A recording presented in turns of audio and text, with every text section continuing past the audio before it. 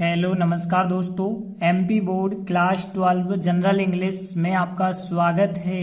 आज हम पढ़ेंगे लेसन 16 द इंग्लिश लैंग्वेज मतलब अंग्रेजी भाषा, और हम इसके महत्वपूर्ण क्वेश्चन भी करेंगे। तो देखिए, इस अध्याय का सबसे महत्वपूर्ण क्वेश्चन जो है पहला है 2013, 2015, 2016 में पूछा गया क्वेश्चन है। तो देखिए, पहला क्वेश्चन क्या है, what are the two meanings of the word cricket. मतलब यहाँ पे पूछा गया है क्रिकेट शब्द के दो अर्थ क्या हैं। तो यहाँ पे जो पोयम बताई गई है द इंग्लिश लैंग्वेज, यहाँ पे ज्यादातर बताया गया है कि अंग्रेजी भाषा बहुत कठिन है, क्योंकि एक एक शब्द के अनेक अनेक मीनिंग होते हैं। जैसे यहाँ पे बात की गई क्रिकेट की, तो यहाँ जो क्रिकेट शब्द है उस क्रिकेट शब्द के दो मीनिंग यहाँ पे बताए गए हैं। एक होता है इंसेक्ट, मतलब एक होता है कीड़ा, ठीक है ना, झींगुर जिसे हम कहते हैं, तो झींगुर के लिए क्रिकेट कहते हैं। और एक क्रिकेट है एक गेम का नाम, एक खेल का नाम भी है। तो यहाँ क्रिकेट शब्द के दो मीनिंग है, एक तो इंसेक्ट कीड़ा हो गया, दूसरा हो गया एक गेम का नाम। तो देखिए आंसर क्या बताया गया, क्रिकेट शब्द के दो अर्थ हैं, एक छोटा कीड़ा और एक खेल का नाम। तो देखिए यहाँ पे अब हम कैसे ट्रांसलेट करते हैं। देखिए, हमें इंसेक्ट पता हो गया, कीड़े को कहते हैं, गेम पता हो गया, खेल को कहते हैं। तो देखिए यहाँ पे पहली लाइन क्रिकेट शब्द के दो अर्थ और फिर हैं। तो यहाँ पे देखिए ये लिखा है the two meanings of the word cricket. इतना हो गया क्रिकेट शब्द के दो अर्थ, और है मतलब हो जाएगा आर, तो आर मतलब हो गया है। तो देखिए यहाँ पे पहली लाइन, तो यहाँ पहली लाइन क्या हो जाएगी, the two meanings of the word cricket, cricket शब्द के दो अर्थ, आर मतलब हैं। फिर कौन कौन से हैं, नंबर 1 डाल के आप लिखेंगे। एक मतलब आर्टिकल होगा, स्मॉल मतलब छोटा, और इंसेक्ट मतलब कीड़ा। तो स्मॉल इंसेक्ट एक छोटा कीड़ा, ठीक है ना। स्मॉल तो आप लोगों को पता होगा ना, स्मॉल मतलब होता है छोटा। तो आर्टिकल लगाएंगे आप, आर्टिकल, तो स्मॉल इंसेक्ट एक छोटा कीड़ा, और एक खेल का नाम। तो एक खेल का नाम कैसे लिखेंगे, the name of a game हो जाएगा। देखिए बीच में ऑफ शब्द आता है, तो आपको पीछे से लिखना होता है। तो यहाँ पे the name of a game हो जाएगा और एक खेल का नाम। तो देखिए पूरा आंसर क्या हुआ, the two meanings of the word cricket, और आर मतलब है आ स्मॉल इंसेक्ट एक छोटा कीड़ा, और दूसरा हो गया the name of a game. तो देखिए क्या आंसर बना हुआ है, the two meanings of the word cricket, the two meanings of the word cricket, और आर मतलब है। यह तो लाइन क्वेश्चन की कौन कौन से दो मीनिंग है, आ स्मॉल इंसेक्ट एक छोटा कीड़ा, और दूसरा है the name of a game मतलब एक खेल का नाम। तो यह आंसर देखिए बहुत ज्यादा आईएमपी है, आराम से यह प्रश्न आप लोगों से बन जाना चाहिए। देखिए दूसरा क्वेश्चन क्या है, what is meant by dear is far from cheap. देखिए व्हाट इज मीन्ट का मतलब क्या मतलब है, बाय मतलब के द्वारा, इस लाइन के द्वारा क्या मतलब है। तो लाइन क्या है, देखिए डियर इज फार, फार का मतलब होता है दूर, फ्रॉम चीप, चीप मतलब सस्ता। तो जो डियर शब्द है सस्ते से ज्यादा दूर है। तो यहाँ पे यदि देखें तो इस वाक्य का क्या मतलब है। तो देखिए यहाँ पे यदि सीधी सी बात आप देखें तो डियर शब्द का मतलब होता है, एक तो आपको पता होता है प्रिय, और दूसरा अर्थ होता है महंगा। तो देखिए डियर शब्द जो है इसके दो मीनिंग कौन कौन से हो गए, एक हो गया प्रिय, एक हो गया महंगा। तो आप देख लेते हैं क्वेश्चन में कहा गया था कि जो डियर है सस्ते से दूर है, मतलब डियर का जो मतलब है क्या है, डियर शब्द का मतलब महंगा है।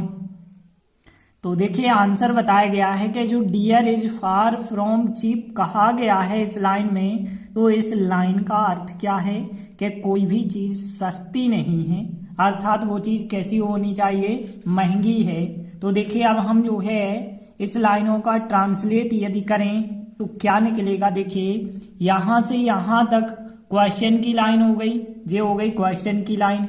अर्थ होता है प्रेजेंट सिंपल, अर्थ होना मीन होता है, लेकिन यहाँ पे यदि हम देखें अर्थ होता है तो फर्स्ट फॉर्म में एस लगाना होगा, मीन्स। तो देखिए यहाँ पे आप क्या लिख देंगे, मीन्स। तो सबसे पहली चीज लिखा हमने dear is far from cheap, और फिर मीन्स मतलब अर्थ होता है, और का शब्द तो आप लिख ही नहीं सकते क्रिया के साथ। तो यहाँ पे dear is far from cheap ये लिखा है, और फिर लिखेंगे आप मीन्स, और फिर सस्ता नहीं मतलब नॉट, और चीप का मतलब होता है सस्ता। तो नॉट चीप अर्थात के लिए जो कहा जाता है वर्ड वो होता है दैट इज। ठीक है, तो दैट इज का मतलब होता है अर्थात, तो दैट इज लिखेंगे। और महंगा के लिए जो शब्द होता है, वैसे डियर का आप मीनिंग बता रहे महंगा, तो महंगा के लिए एक्सपेंसिव। ठीक है ना, आप ध्यान रखेंगे एक्सपेंसिव का मतलब होता है महंगा। तो हम कहेंगे नॉट चीप सस्ता नहीं, दैट इज अर्थात एक्सपेंसिव मतलब महंगा।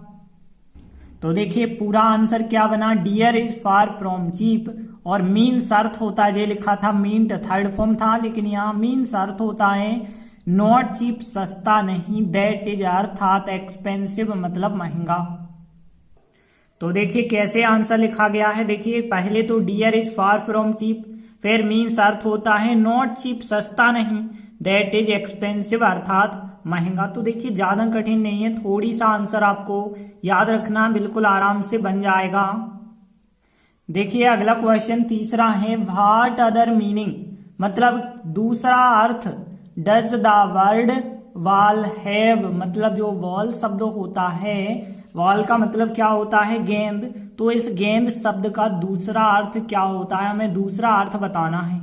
तो देखिए बाल का मतलब एक तो होता है गेंद, आप लोगों को पता होगा, और दूसरा शब्द होता है जो पश्चिमी देशों में एक शास्त्रीय क्लासिकल डांस जो किया जाता है उसे भी बाल कहते हैं। तो दूसरा मीनिंग मतलब पहला मीनिंग तो गेंद होता है, दूसरा मीनिंग पूछा गया है।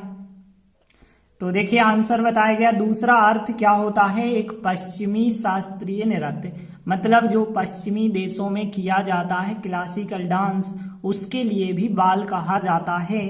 तो देखिए आंसर आप कैसे बनाएंगे, दूसरा अर्थ ये लिखा है अदर मीनिंग का मतलब होता है दूसरा अर्थ, तो द अदर मीनिंग आप कह सकते हैं। और फिर देखिए एक पश्चिमी शास्त्रीय नृत्य, देखिए पश्चिम दिशा के लिए WEST होता है, वेस्ट मतलब पश्चिम, लेकिन उसमें ERN और जोड़ दें, वेस्टर्न का मतलब होता है पश्चिमी, और शास्त्रीय नृत्य क्लासिकल डांस। ठीक है, तो वेस्टर्न क्लासिकल डांस, तो बहुत सरल सा आंसर है, आप लोगों से बन जाना चाहिए। तो देखिए द अदर मीनिंग और है मतलब सहाय क्रिया आप लगाओगे इज, तो the other meaning is a western classical dance. ठीक है ना, तो बहुत सरल है, the other meaning is a western classical dance.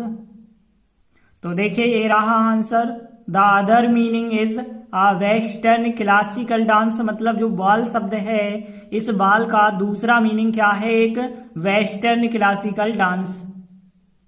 इसके बाद देखिए अगला क्वेश्चन, व्हाट हैपन्स क्या होता है, व्हेन मतलब जब, यू मतलब आप, स्लैम मतलब जोर से बंद करना होता है, स्लैम का मतलब, और डोर मतलब दरवाजे को। तो क्या होता है जब आप जोर से दरवाजे को बंद करते हो, तो यहाँ पे देखिए बताया गया है पोयम में कि जब हम जो है दरवाजे को जोर से बंद करते हैं तो एक तेज आवाज उत्पन्न होती है। तो देखिए आंसर बताया गया, जब हम दरवाजे को जोर से बंद करते हैं तो वह मतलब दरवाजा एक तेज आवाज उत्पन्न करता है। तो देखिए इन दो लाइनों को ट्रांसलेट करना होगा। एक तेज आवाज के लिए हम लाउड साउंड कह सकते हैं, लाउड का मतलब होता है तेज, और साउंड मतलब होती है आवाज। तो यहाँ पे लाउड साउंड कह सकते हैं, एक तेज आवाज, और उत्पन्न करता है मतलब प्रोड्यूस करता है। तो प्रोड्यूस करना मतलब होता है उत्पन्न करना, तो प्रोड्यूस हो गया। वह मतलब हम दरवाजे को वह कह रहे तो एट होगा, तो के लिए तो कोई वर्ड लिखते ही नहीं है, एट हो गया, प्रेजेंट सिंपल है, इस वजह से एस वाला फॉर्म आएगा, तो प्रोड्यूसेस होगा, it produces a loud sound, मतलब एक तेज आवाज उत्पन्न करता है। पहली लाइन की यदि हम बात करें तो पहली लाइन तो बिल्कुल क्वेश्चन के जैसी है, बस यहाँ पे था यू के स्थान पे आपको करना होगा हम मतलब वी करना होगा बाकी पहली की पहली लाइन। तो यहाँ पे वैन भी जब हम जे लिखा है वैन, बस यहाँ यू के स्थान पे आप वी कर दीजिए। तो वैन भी जब हम बंद करते हैं, जोर से बंद करते हैं को क्या कहा था, स्लैम होता है जोर से बंद करना। और क्या, डोर मतलब एक दरवाजे को बंद करते हैं। तो वैन भी जब हम स्लैम मतलब बंद करते हैं, जोर से बंद करते हैं, डोर एक दरवाजे को, तो इट मतलब वह दरवाजा, प्रोड्यूसेस मतलब उत्पन्न करता है, लाउड साउंड मतलब तेज आवाज। तो देखिए इस प्रकार से आंसर होगा वैन वी, यू के स्थान पे भी कर दिया जाए, when we slam a door, और फिर इट मतलब वह है, प्रोड्यूसेस उत्पन्न करता है, लाउड साउंड मतलब एक तेज आवाज उत्पन्न करता है। तो इस प्रकार से हमने 4 महत्वपूर्ण क्वेश्चन किए। देखिए दूसरा, तीसरा, चौथा क्वेश्चन ऐसे थे जो किसी भी परीक्षा में नहीं पूछे गए, लेकिन फिर भी छोटे छोटे से आंसर हैं, इनको आप आराम से याद कर सकते हैं, तो कर लें। आगे के क्वेश्चन और भी जो बचे हैं हम अगले वीडियो में करेंगे। तब तक के लिए धन्यवाद।